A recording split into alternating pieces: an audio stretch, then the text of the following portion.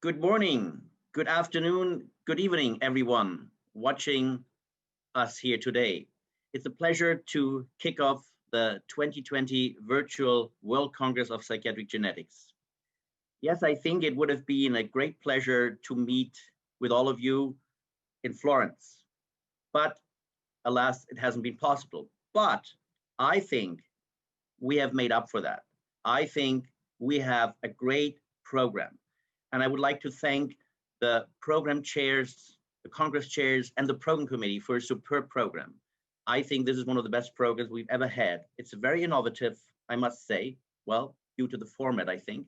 Also, we have a record attendance of right now 1,330 registrants. And I think what the great thing about this is that we have an outreach to people that we normally don't have. We have registrants from all over the world that normally couldn't attend because it's too expensive, the travel is not possible, there are visa restrictions, and what have you. So for the first time, I think we are truly global, more global than ever.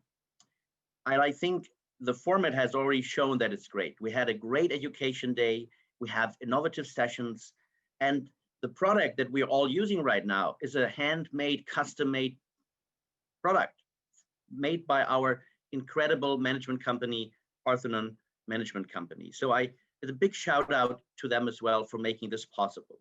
So a big thanks to everyone who made this possible.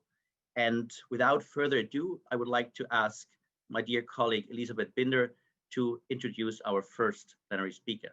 Over to you.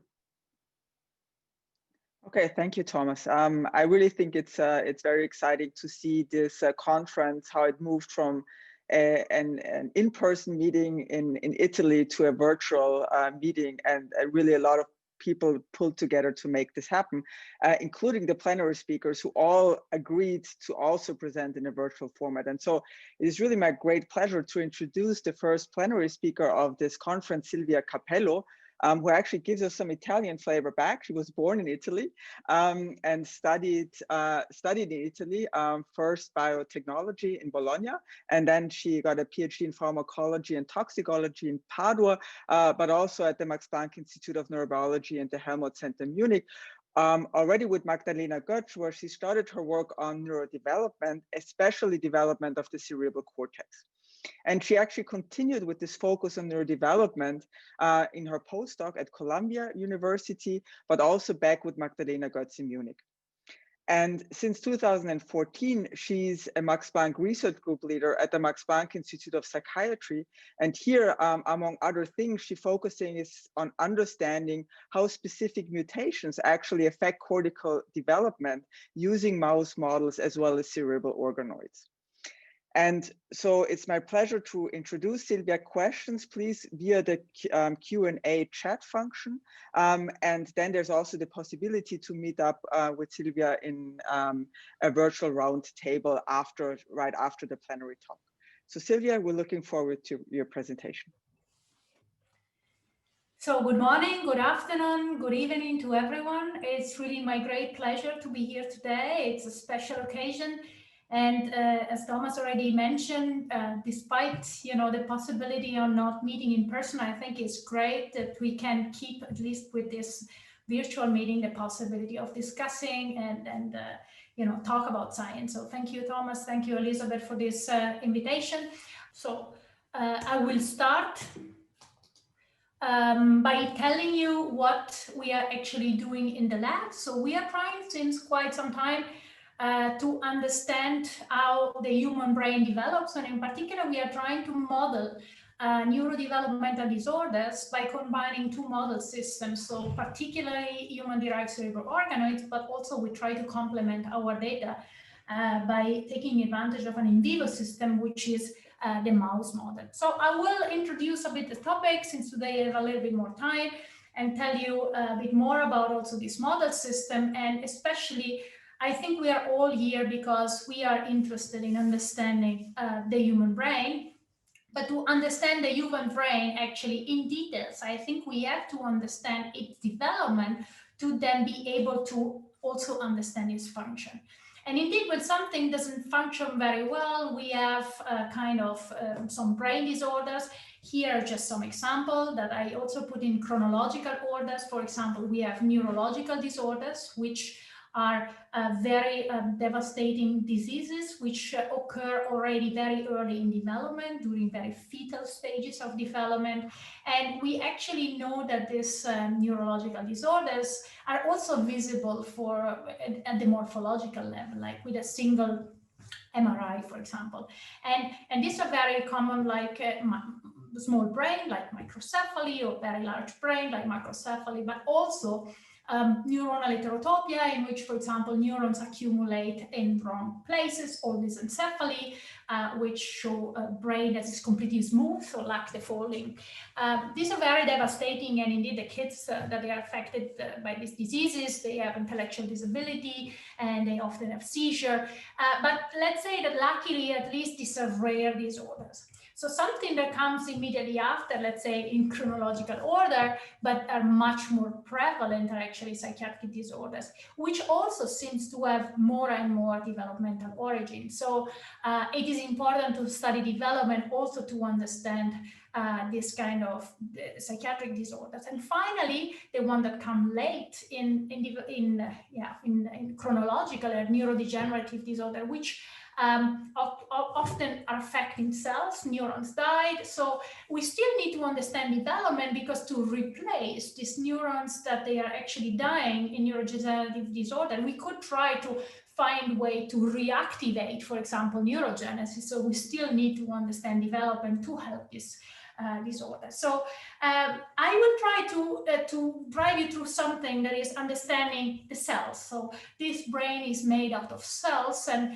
the fact that these cells have to be generated and migrate and get mature and get connected in the right way, it's an essential process which occurs during development, and this is essential for all the disorder that I just mentioned. So how do we then track all these processes? So this is a very simple cartoon from actually a mouse brain, which depict very early stages, so developmental early stages, in which neurons, actually we first have the process that is called cell generation. So we generate neurons and glia, in particular excitatory projection neurons and inhibitory neurons, which I will talk about during my talk, but also glial cells like oligodendrocyte and astrocyte. So once these cells are generated during neurogenesis and gliogenesis, these cells need to migrate. And they also have different processes of migration, like radial migration, as for example, the excitatory neurons that do this movement, this one shown in pink, while the tangential migration, with this more often occurring case of interneurons and inhibitory neurons, because they come from very ventral side, and they have to do all this trajectory to then be integrated together with the excitatory neurons. So all these cells then have to get mature. They have to make neurites, decide which neurons will become a dendrite, which one will become an axon, and this axon have to make synaptic contact to then function and integrate into circuits. So all this is happening during development. And it's very important that when it doesn't work very well during these phases, we have this neurodevelopmental disorders. So as I said, they become more and more extended as a term.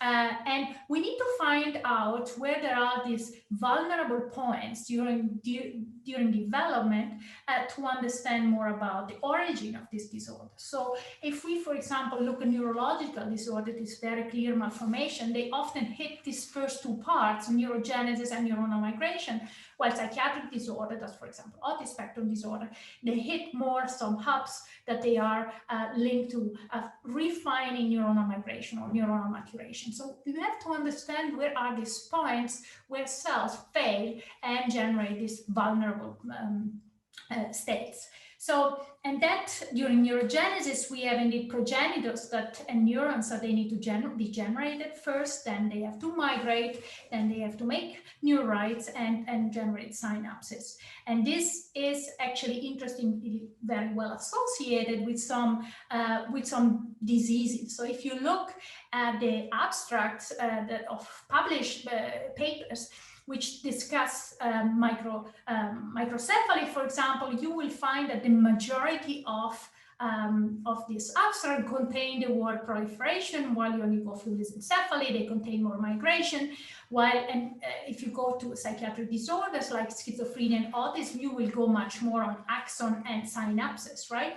So, but if you look more carefully, you see that there are shades also in the other box, so suggesting that it's not all so clear. So it's not that all microcephaly are proliferation defects, not all heterotopia are migration defect, and not all autism are synaptogenesis. In addition to this very complex picture, we have to add glial cells after neurogenesis, gliogenesis, and it is a full new world expanding now and exploding about the function of glial cells in our brain, because in our brain there is a very heterogeneous population of glial cells, which also are very important for diseases. So, but how do we study that? So our brain is, luckily or unluckily, not really accessible. So with very limited amount of tissue, postmortem tissue, or coming from, from epileptic patient that, get surgery. So we have very little human tissue to study. So we need models. And about models in particular, we need models that they are in vivo model system. And here I just depict a few of them. So obviously these are just some examples. So we have the mouse model that has been extensively used to study all these processes of neurogenesis. But for example, the zebrafish is also a very important model for studying about neurogenesis.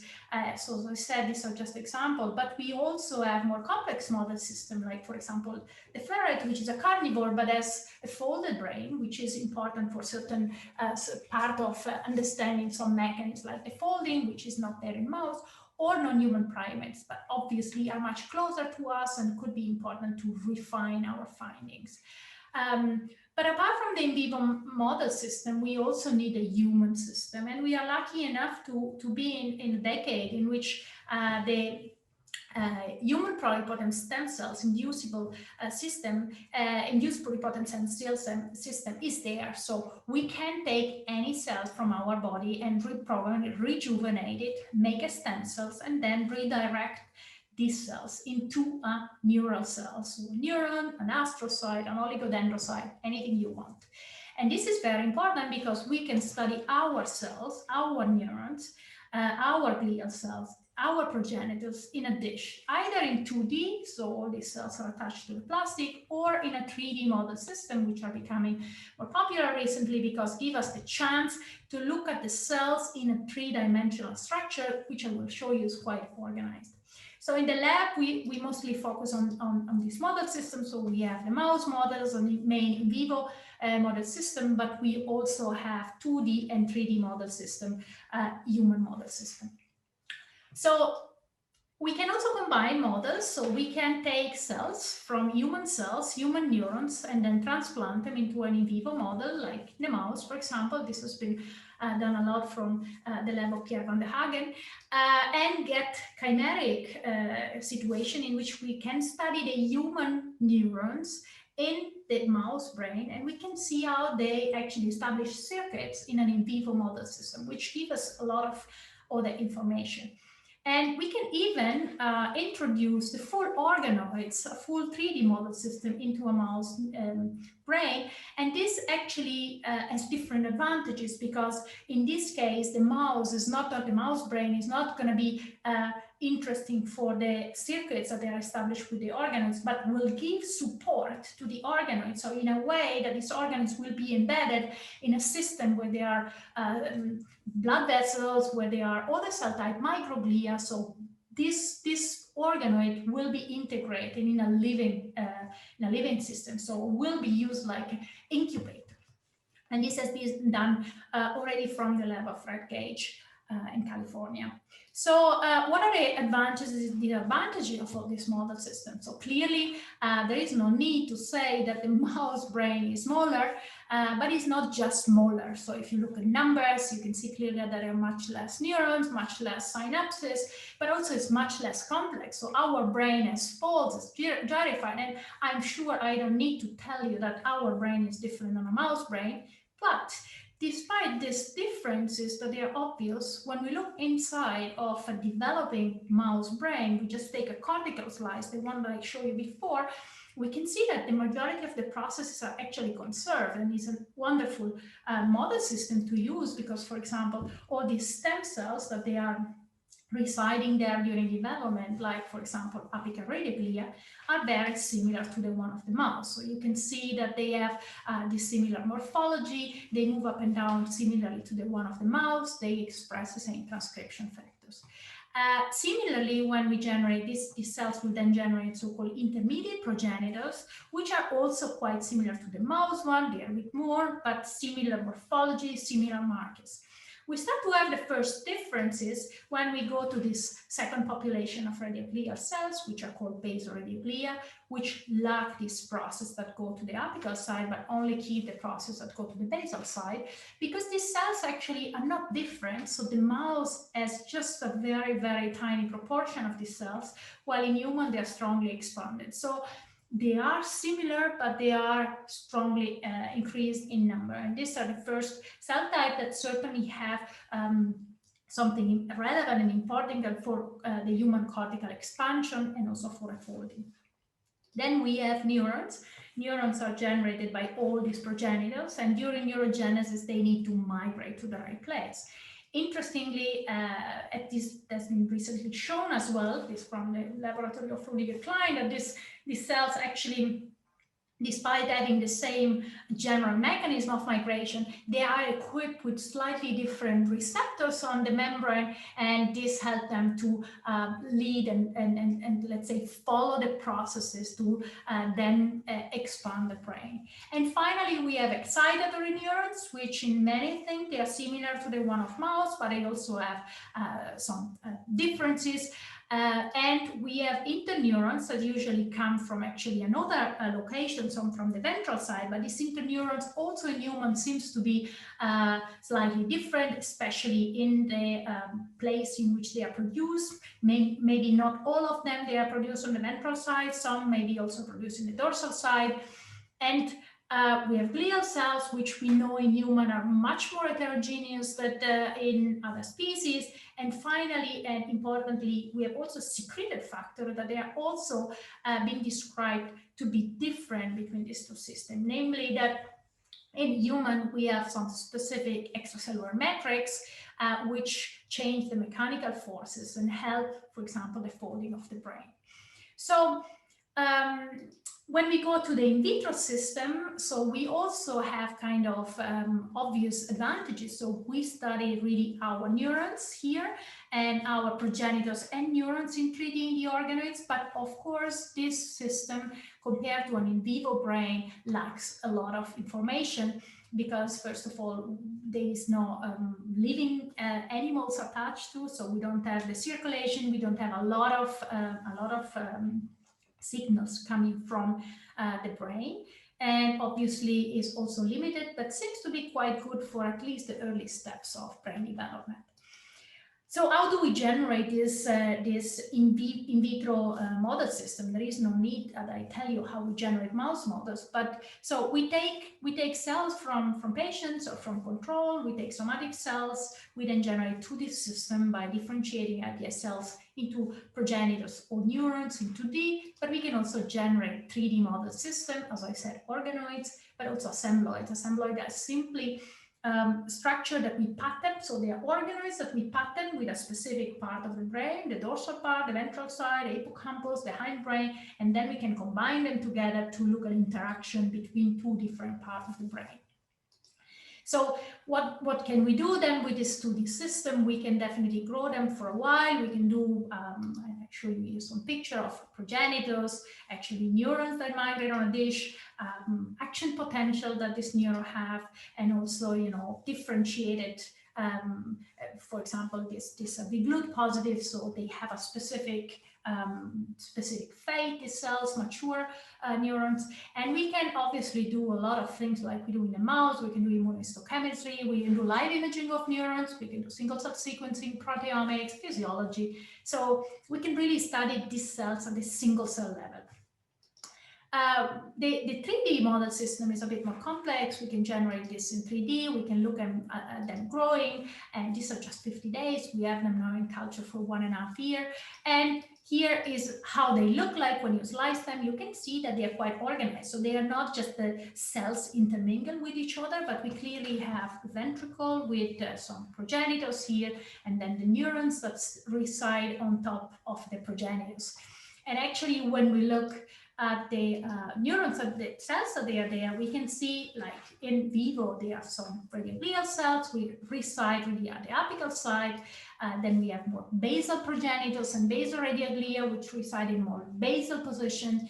Then we have neurons also on top of them. And not only we have neurons, we have also neurons that they are resembling what are the different layers in the real cortex. They are not so well organized like in our cerebral cortex, but still they represented, all of them, they are represented in this organ. So suggesting that we can really have all the cells there. And finally, I also want to mention, even if I will not talk in my projects of today, we can also generate these assembloids, which can resemble, for example, if we have one that is ventral, one that is dorsal, we can really resemble this trajectory of interneurons migrating from one side to the other, which is very exciting because we can really pattern them, we can find the right pattern, and we can put them together and really see the migration of the cells. So with that, I think I've introduced this model system. So I just wanted you to have in mind what are the things that we can study in one or the other one. And I will tell you about two projects. One is definitely modeling in neurological disorders, and the other one is more neurological towards psychiatric disorders. The first one, it's about understanding one of these neurological disorders that is part of neuronal migration disorder and so-called periventricular heterotopia. So neuronal migration disorder are classified in these different subtypes, where we have lissencephaly, in which we have the smooth brain, we have subcortical band heterotopia and periventricular heterotopia, in which neurons actually accumulate in wrong spots. And we have also lissencephaly type 2, in which actually neurons overmigrate, forming this little cobblestone here. So this project is about, the story is about periventricular heterotopia, where neurons of patients, instead of migrating up here, they accumulate at the ventricular surface. So some years ago, in collaboration with Stephen Robertson, a clinician in New Zealand, we found this novel genes mutation affecting these two genes, mutation in DAXUS1 and FET4. And patients with this mutation actually have this periventricular neuronal heterotopia, and they have a quite complex syndrome that is called Van Maldergen syndrome. But particularly, we wanted to study these patients because they have this periventricular heterotopia. And they actually affect these two genes, so DAXUS1 and FET4, which are gigantic protocadherin transmembrane protein that bind to each other and signal to some pathways. So this is a schematic where you can see this is one cell, this is the other cells, and you can see these two chains of cadherin. They are important to bind to each other and to signal intracellularly. And the two main pathways that they are affected are then to which they signal, are the planar cell polarity pathway and hippo pathway. So we look at the expression of this gene in human and in organoids, and we could see clearly a similar pattern. So they are expressed in progenitors, in human fetal tissue, and in neurons, as well as in organoids, where we can find them, enrich them both in progenitors and in neurons. And also the single cell level, we see that they are not expressed in all cells, but in a very diverse way, so in progenitors and neurons. So we decided to take a few cells from these patients, and in particular, we managed to process and to get iPS cells from two patients. One is a homozygous DAXUS mutation, the other one is a compound heterozygous FET4 mutation. And we also generated knockout for these two genes to have isogenic mutation, to be sure that we were not just looking at different genetic backgrounds. So what we did, Johannes Klaus, at that time PhD student in my lab, did was to take cells from this control and 2 patients, and I will not show you all the data from the knockout, just for not showing too many pictures, and it generated organoids with these cells from these 3 patients, cerebral organoids. And as you can see very nicely here, we had accumulation of neurons. This is MARC2, a marker for neurons, in this place where usually we have only progenitors. So this was very exciting because we could actually recapitulate something that we see in the human brain at the MRI level in cerebral organoids. And this was not just 2 examples. We quantified a lot of these organoids because one of the disadvantages of the system that they are quite variable. So we want to have a lot of organoids, a lot of batches, a lot of ventricles analyzed. And we could clearly see that we either found disorganized organoids or exactly this cluster of neurons accumulating there. So this was a very important moment because we could see that actually we can recapitulate some of the features of these diseases in a dish, in human cells. So we then wanted to answer all the questions related to this disorder. So for example, it's not known from the literature, it's very controversial if this disorders, if this migration is due to the fact that the progenitors, so the radioglia and neural stem cell, change morphology, and then they are not supporting the right migration of these cells, these neurons, or if really neurons are not capable of migrating because they have some defect in their machinery. So we decided to use this model to tackle this question. So we started by looking at the progenitors. And what we did was to take advantage also of other technologies, so not only the mutant, but also electroporation. As you can see, we can electroporate some construct inside of these organoids and then label cells with GFP. We can overexpress construct or downregulate genes. So what we did was to look at the cells with 3 different methods. So by looking in the mutant organoids derived from the patient, we also electroporate membrane tag GFP to look really only at the morphology in these organoids, and we also downregulate these genes by using microRNA. Just to make a long story short, what we see is clearly that the radioglia morphology is strongly distorted. You can see here how nicely straight they are. You can see in all the attempt to mutate these genes, and we see very clearly that this morphology is not maintained anymore. So certainly this morphology of the cells is involved in this disease. And actually, when we look at these morphological changes and we co-stain with some neuronal marker, we could always find that where we have morphology, defective morphology, we had also accumulation of neurons. So certainly this cell population is involved in this disease. So what we also wanted to understand, what are the differences in these progenitors? And indeed, we did single cell sequencing on these organoids, the control and the patient one, and we could see a lot of these regulated things. But in particular, what I want to point out is that these progenitors that are in yellow here, depicted in yellow in control, they are very different when we look in the DAXUS and FAT4 mutants. So they are transcriptionally very different. They are also less because this they differentiate faster, but certainly they have differences in the progenitor, so at the transcriptional level, not only morphological level.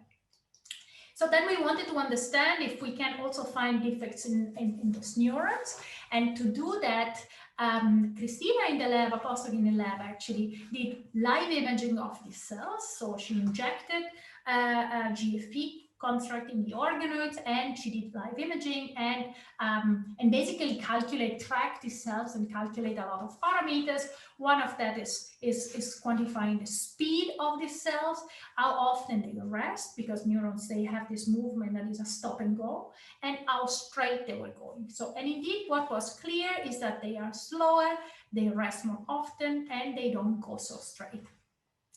But we also wanted to be sure that this is independent on the radioglia, on the progenitor. So we actually plate the cells in 2D, and we look at this, we let them differentiate, and we look at these neurons moving over the time.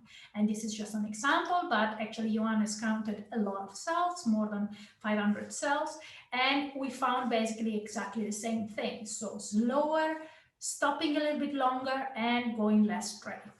We were very puzzled by the fact that they were always these cells, so they were looking a little bit different in behavior. So we did a cluster analysis of these dynamic parameters. And what we found was very striking. So in the control situation, we have these two clusters of behavior, while in the two mutants, we had another cluster that was a completely different dynamic behavior that take like 20% of cells in the DAXUS1 and 12% in the FET4, which suggests that we have neurons that they move differently. And this is very exciting because these patients have the majority of the neurons actually that they make it, that they go to the right place. Only a subpopulation of cells stay at the ventricle and doesn't migrate. So this could really be the population of cells that in human is defective.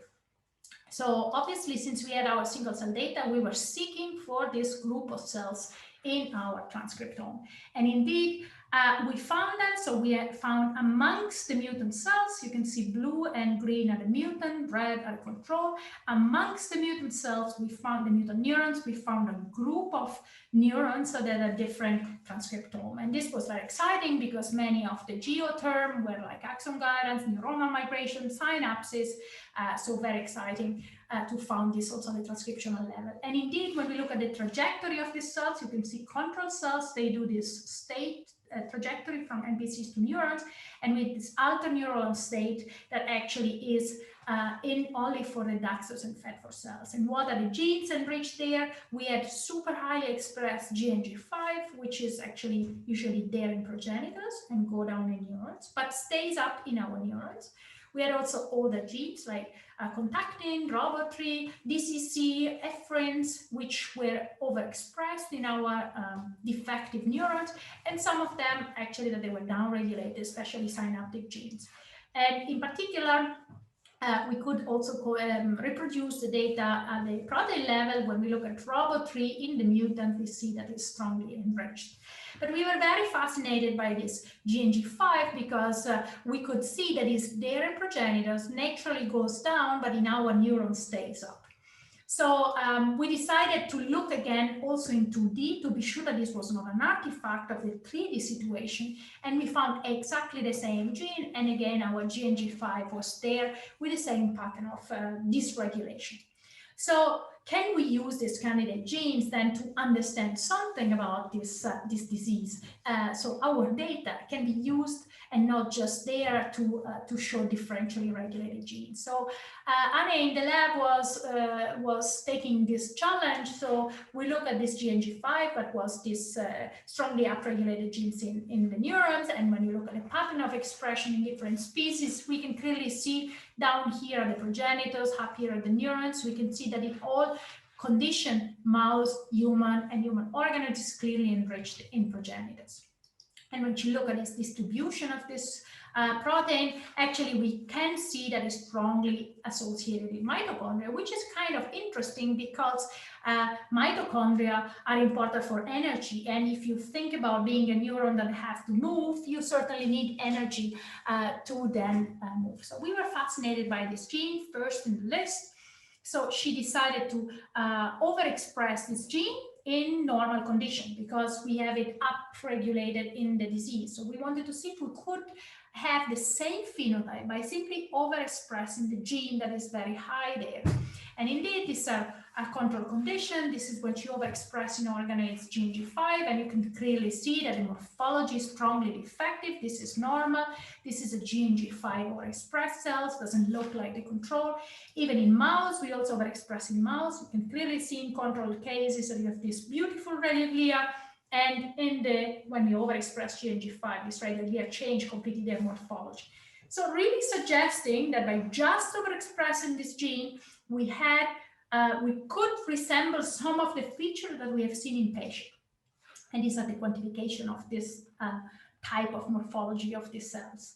So what we did was also try to check if we could recapitulate some misposition of the neurons, and we could actually find some neurons. You can see here when we overexpressed GNG5 that they were actually not nicely located like the control neurons. And especially when we overexpressed that in the mouse, we could really recapitulate something that resembled this neuronal heterotopia. And so really just by manipulating this gene, we could recapitulate some of the feature of the patients.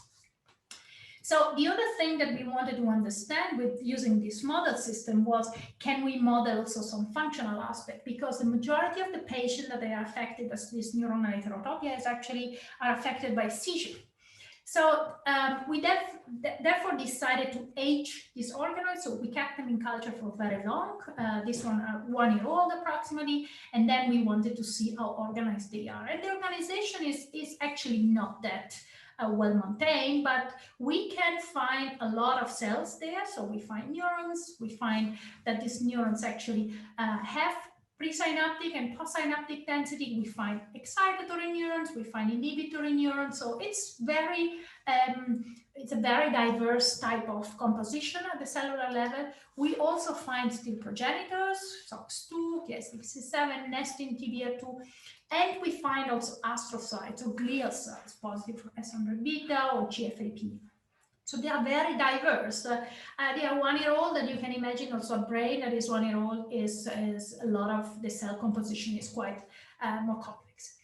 So what Anne did with the help of Rossella, we took these organoids, very old organoids, instead of doing single cell sequencing because it's quite tedious at these very late stages, we did nuclear extractions, and we then processed by FACS sorting with PAX6, that is a marker for progenitors, and UN, that is a marker for neurons, all these cells. Then we did RNA extraction and validation. So we validated that what we extract was correct, so that the cells were enriched for the right genes. And we analyzed the genes at the bulk level.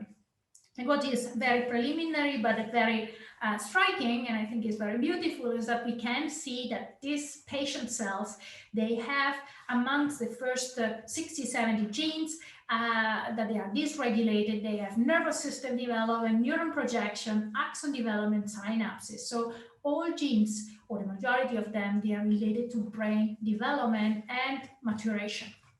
So that's why Francesco, with the help of Matthias Eder, the head of our core facility, electrophysiology core facility at the Institute, decided to take these organoids and perform extracellular recording, electrophysiological recording by using silicon probes. This method is first being established by the lab of Paula Lotte at Harvard. And we could prove that actually these organoids are functional because can be stimulated by high potassium, can be blocked by TTX. Also importantly, they have the right composition of receptor. Indeed, if we stimulate or block NMDA, or we stimulate or block GABA receptor, we can find a response, so suggesting that these are well equipped, so they are there. And then we decided to analyze our patients' organoids. And as I said, this is still a bit preliminary, but what we could clearly observe that we have a clear change 1 year old organoids in the high frequency spikes of these neurons present in the daxus or in the FET4 organoids, which is very exciting considering that at the functional level, these patients have also some defects. And obviously, we are waiting to figure out if we can find these cells, the one that they were altered, by simply doing patch clamping organoids, which is not that simple, not that trivial. So we are working on that to then confirm that we can find that these neurons are really the one that drive these differences. So with that, I come to the conclusion of this first part, and I can tell you that FET4 part of being is part of essential for progenitor's identity. I went very quickly on this part for a matter of time, but it's mostly I want to focus that it's required for the radial integrity of the progenitors, modulates the neuronal dynamics, and of a specific subpopulation of neurons. And if we overexpress this GNG5, that is found to be the strongly dysregulated genes in neurons, sorry, I went too fast, we can recapitulate pH phenotype. We have also, they can also regulate neuronal function, and also something that I didn't have time to tell you, but we could reproduce many of these findings by looking at other mutations like the PLECAG6, ROA cascade, and MOG2. So this is not just the case in Axus and FET4 patients, but we have very similar data from other patients with periventricular heterotopia. So with that, I will shift gear and go to something that is a bit more psychiatric, even though it's still very early neurological disorder, but also touch some of these diseases. And and tell you about another gene. So this is a mutation in another gene that is called galectin binding 3 protein. Galectin-3 binding protein, sorry. And this is still a collaboration with Stephen Robertson in New Zealand. So he found basically 3 patients with cortical abnormalities, and particularly 2 of them with autism spectrum disorders. So we had in this case a malformation of the brain associated with autism spectrum disorders. And in particular, we managed to get all the data from 2 patients, not from all 3. And the mutation are actually all located in exon 5 of this gene, that's GALEX3BP. And patients have slightly different phenotypes. But the most important thing is that when Renzo Guerini did a morphometric analysis of the brain of this patient, and this is, I think, very interesting, he found that in the first patient, there were changes in cortical thickness and gyrification index. So the folding of the brain, the local folding of the brain was different. And also in the second patient, which was a bit more severe, also having a little bit of microcephaly. So Christina in the lab was very interested in this gene because she found that was differentially expressing evolution. And in particular, we could look at the expression of this gene in human, mouse, and ferret. And we could see that in human, it's expressed in a very specific population, which are the radioglial cells, and in particular, these basal radioglial cells, which are human enriched. It's completely absent in mouse.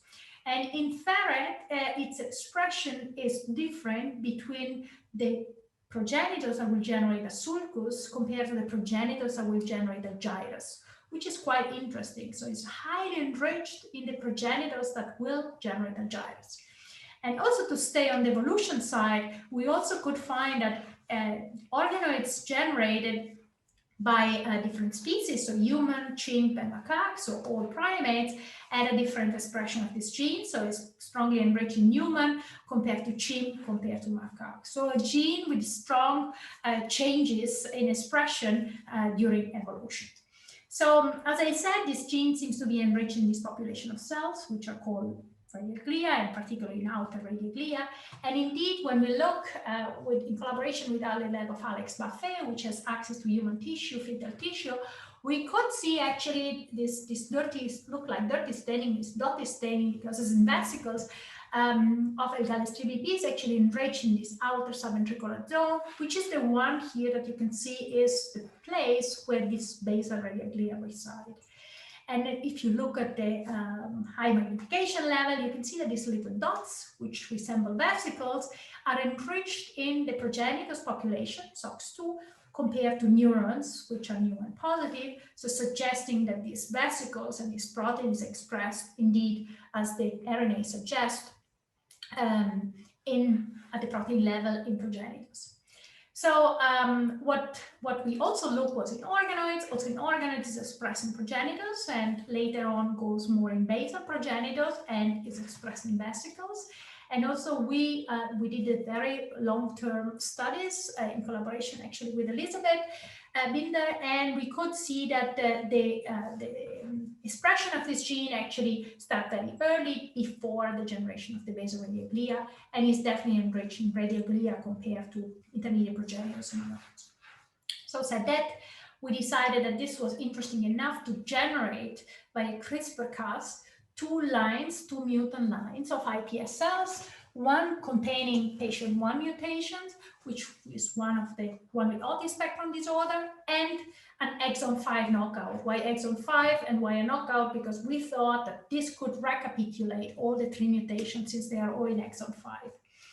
And so this is the official nomenclature of these 2 mutations. And when we look at the organoids formed by this due to mutant, we actually didn't see strong differences. So slightly smaller ventricles, but not very strong defects. So what we could also see by FACS processing these organoids, so to be unbiased, we quantify all the cells simply by doing FACS with different markers, FACS6 for radioglia, or PAX for basal radioglia, and double cortical for neurons. This was done with the help of Rossella in the lab, and we could see no difference.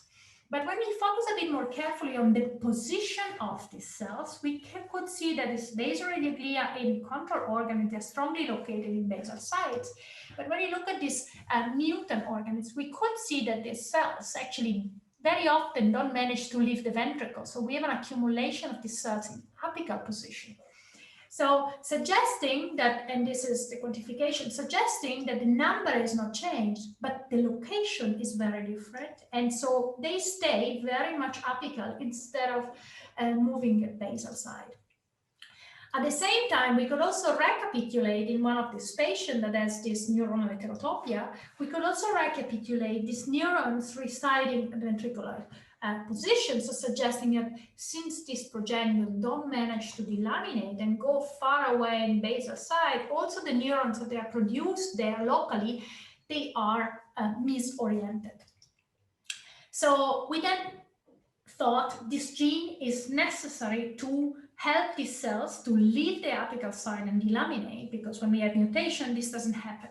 So we overexpress it, and we could see exactly that. So cells with overexpression of this gene, but not with this downregulation, actually change morphology and have shorter processes, and they express OPEX, which is a marker for basal ganglia. So basically from this picture of cells at the apical side, we get to this picture with more basal ganglia. And this we could also recapitulate in fetal brains. This was also, again, with the help of Alex Buffet's lab, where they did exactly the same experiment in human cortical tissue.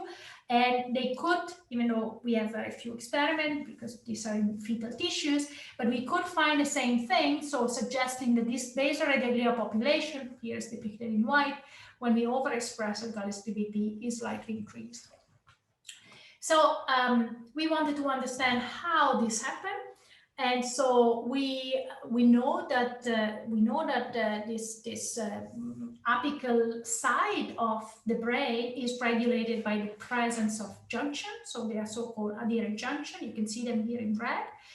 And so we look at the adherent junction present there, and what we could see with two different markers, we could see that as soon as you overexpress Algalis PBP, you lose them. So suggesting that the cells become less attached to this side and can delaminate. When we look in mutant organelles coming from with a mutation, we actually see the opposite. So these are very thick belt, suggesting that they are really keeping this apical ganglia in that position. So of course, we wanted to understand how this comes about and how is the mechanism, how Algalis PBP regulate this delamination and this belt formation. So we did proteomic studies. So we analyzed the wild type organoids compared to mutant organoids, and we did proteomic studies, and we could see that, first of all, we had quite some geoterm that they were related to neurogenesis, generation of neurons, neuron development. But when we look at the cellular processes, we could find something a little bit unexpected. So a lot of this geoterm actually were related to vesicle, organelles, extracellular exosome, extracellular vesicle, extracellular organelle. So we were very fascinated by this fact that this could be the mechanism, secretion mechanism. And that's why we also collected a medium of these organelles, and we did what we call secretome. So we did a mass spec on simply the medium, and interestingly and not surprisingly, we find secretion. This is just a secreted stuff. And in this secreted stuff, we find vesicles, and we find a lot of extracellular matrix and collagen and extracellular space. So suggesting that this role that Algalis PBP has is mediated by vesicles and extracellular factors like extracellular matrix.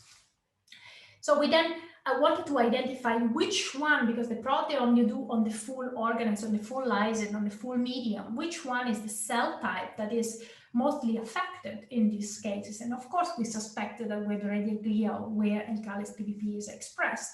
But to do that, we performed single cell sequencing, still in collaboration with the lab of Barbara Treitlein, and we got some nice cells, which were dorsal ventral cells. And so we analyzed what was different, and what we could find that the main change in cell population was the outer radioglia cells, called also basal radioglia, which were dramatically reduced in our organoids. And when we look at these regulated genes, Again, the radioglial versus basal radioglial genes were strongly shifted, more radioglial, less base radioglial. And also, not surprisingly, we found collagens and extracellular matrix, which are what we have found also in the proteome. But interestingly, when we look at the extracellular vesicles, which are the one that we have found so dysregulated, we could find that also some of the receptors that reside in this extracellular vesicle were strongly dysregulated, so the family of tetraspanin.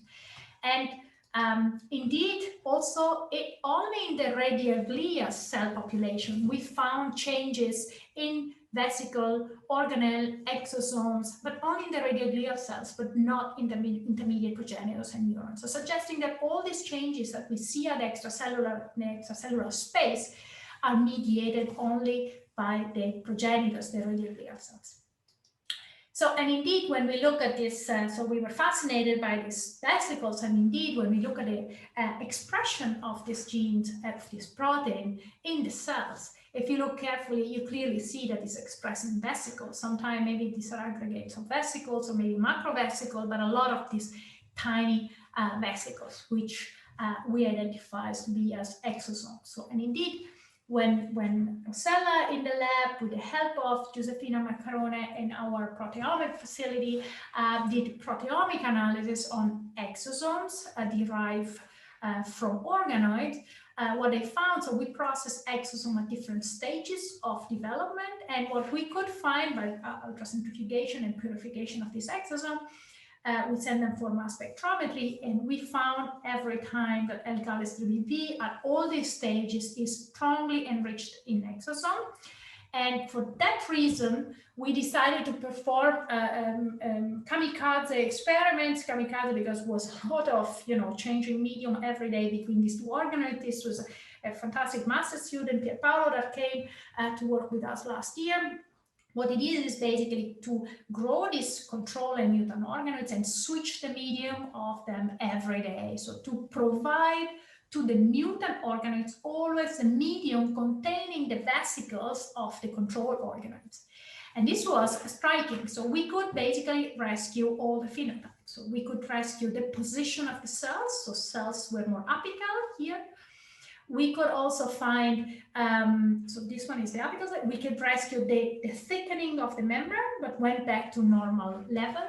And we could also rescue the position of the neurons, were not ectopic neurons in the ventricle anymore. Basically, by just switching the medium, we could have, again, completely normal condition in mutant organoids. So the last part, very last, is about can we find a role of this L-Gallis 3BP in vivo? We have discussed all this in vitro, in an in vitro model with all the possible artifacts of an in vitro model.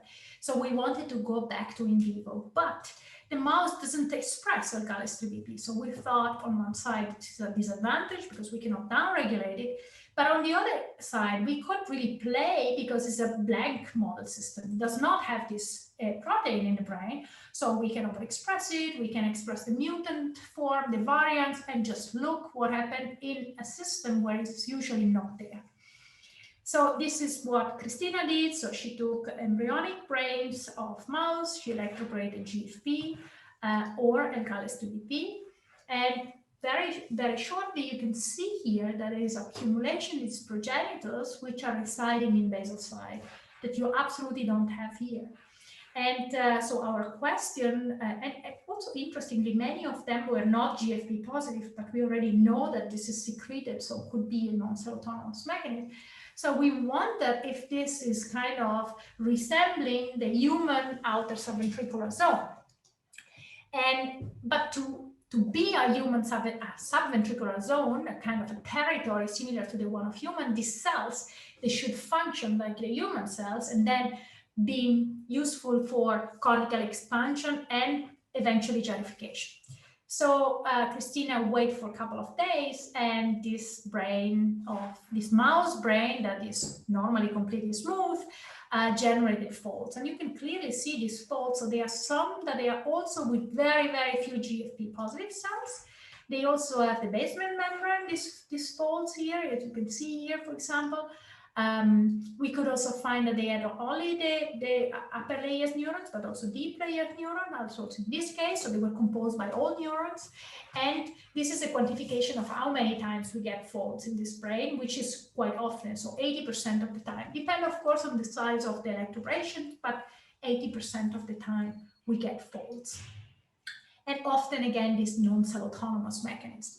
So we then wanted to see if the mechanism regulating this generation of basal ganglia is similar to them in the human organoids. And we could see again that the presence of the beta-catenin was missing exactly where we electroporated. So here it's not electroporated, you see the belt, here it's electroporated, is not there anymore. So suggesting that the mechanism of the delamination, it's the same than in human. So Alex Belke, a student in the lab, took the challenge to generate the 2 mutant form of the patients. So he generated an L-GALS3BP with a single point mutation variants that we had in the patients.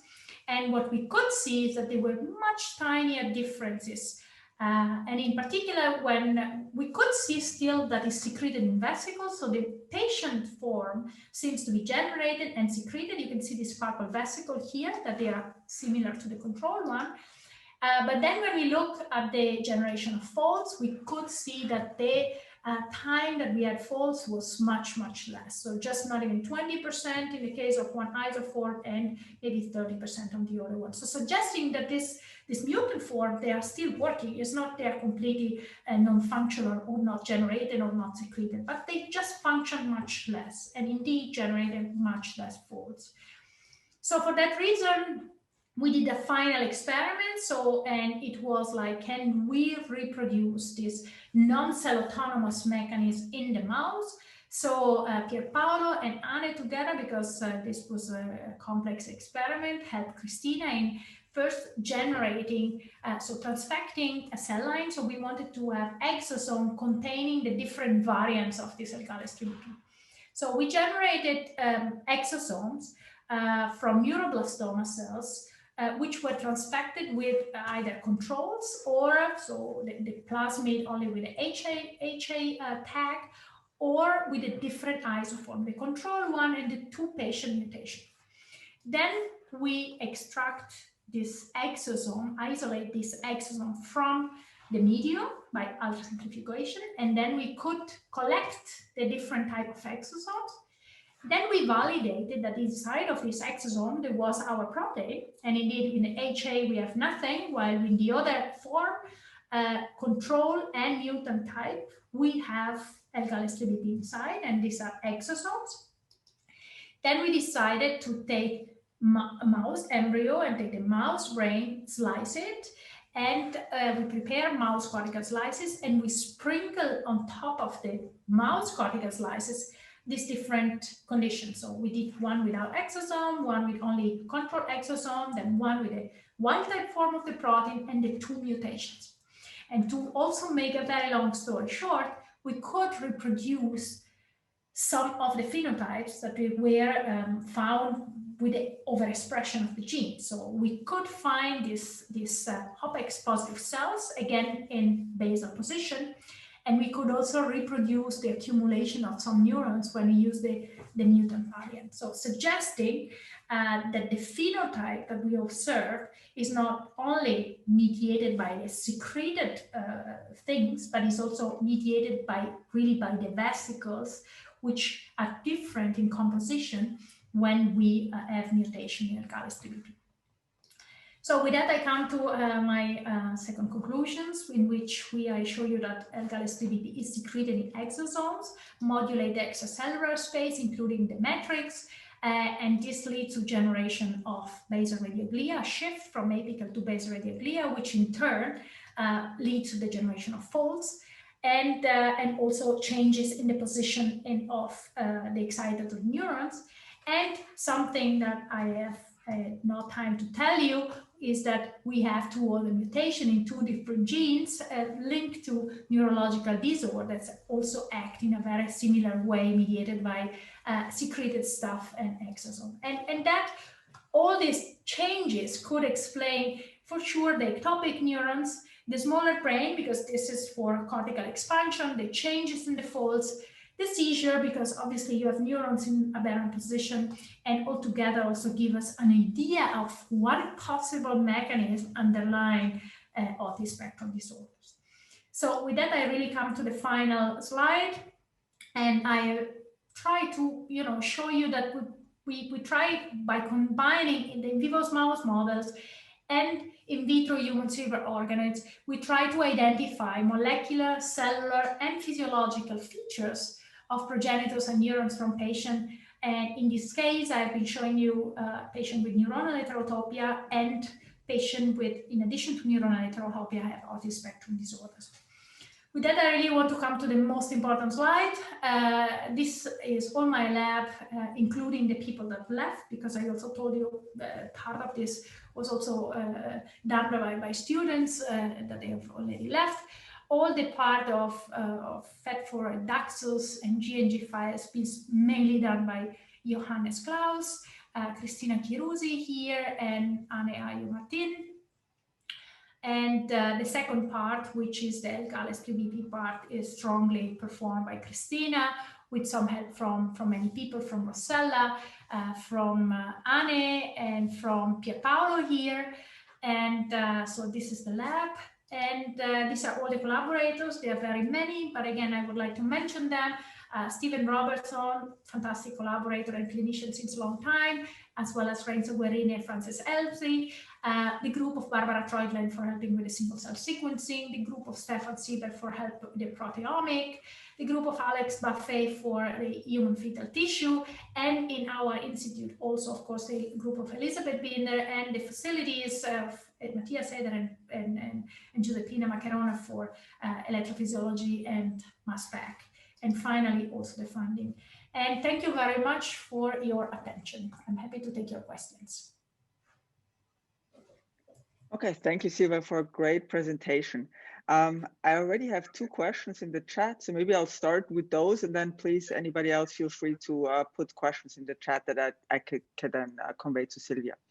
So the first question is actually how the using single-cell RNA-seq or other omics profiling approaches that you can actually see what it is recapitulates the transcriptional profile seen in fetal cortex data. So I didn't get it. So compare like whether the human brain organoids recapitulate fetal brain when using omics data. Yeah, so there are quite some studies on that. So a couple of years ago, only 2 years ago, let's say, not a couple, we didn't know that so clearly, but now they are really strong comparison. The team that was mainly leading this comparison is Arnold Kriegstein, but many other labs have been working on that and comparing fetal tissue with organoids. Of course, organoids do not have all the cells there, so they have slight difference. And they have found kind of couple of differences, especially in metabolic feature, if I remember correctly. But what is the most, let's say, some cells are completely missing, like microglia, of course.